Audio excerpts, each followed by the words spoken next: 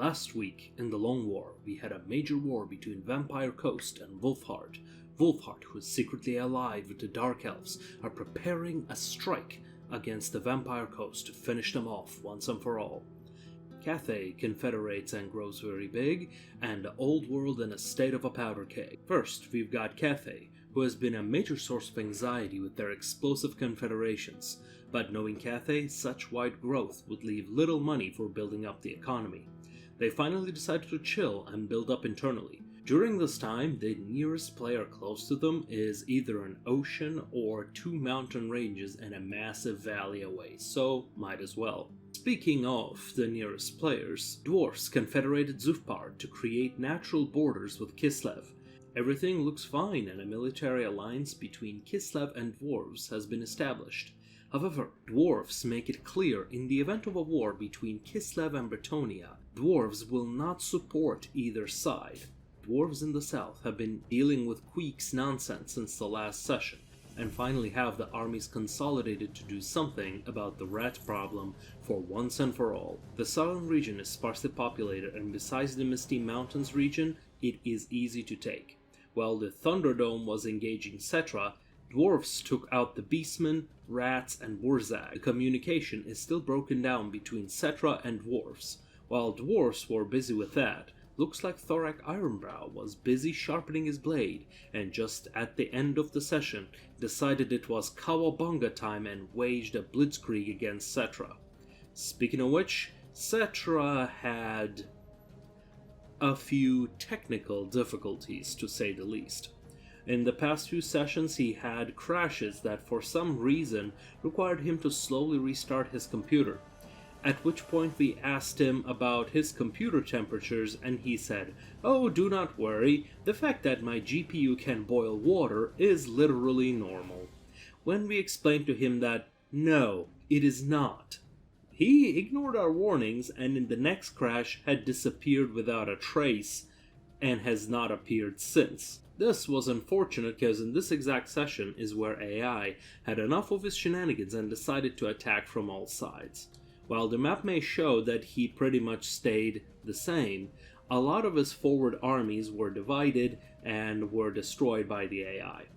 Previous neutral factions had turned against him, and the players agreed to give him immunity for the session considering the technical issues. But the session afterwards, he would not be so lucky, and AI certainly was not merciful for what comes next. In the old world, we have a business deal. The Dwarves had sold the Akendorf and surrounding lands to Bretonnia, and agreed to leave them demilitarized as part of the Dwarf-Bretonnian secret alliance.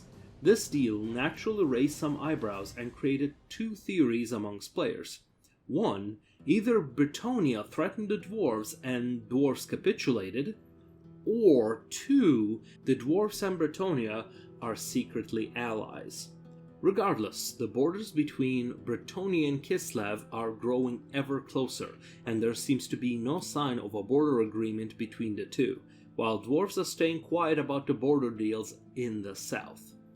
Kislev solidified their hold on Sylvanian Empire, expanded west from north and south, bordered the Dwarves through Sylvania. They officially allied with the Dwarves, which secured them from the south. Ulthuan is an absolute mess. As a part of the Vampire Coast guerrilla campaign, they have been sacking and selling back the cities to the AI, so as to prevent from an organized army of Ulthuan from taking them back and returning a profit.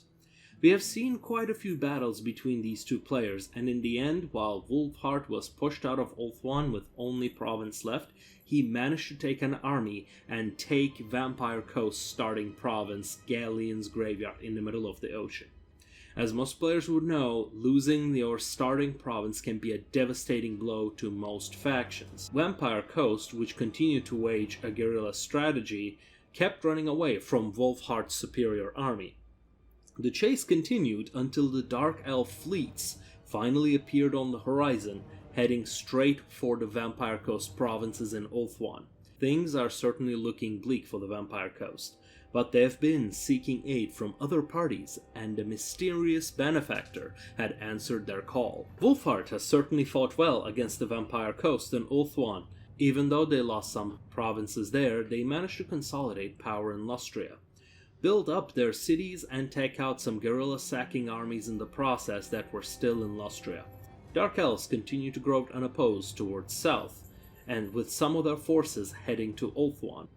This detachment had not slowed their growth in North Americas. And with that, after lots of well-fought battles and growth spurts from players, the balance of power has been shifting, with the final map looking like the one on the screen.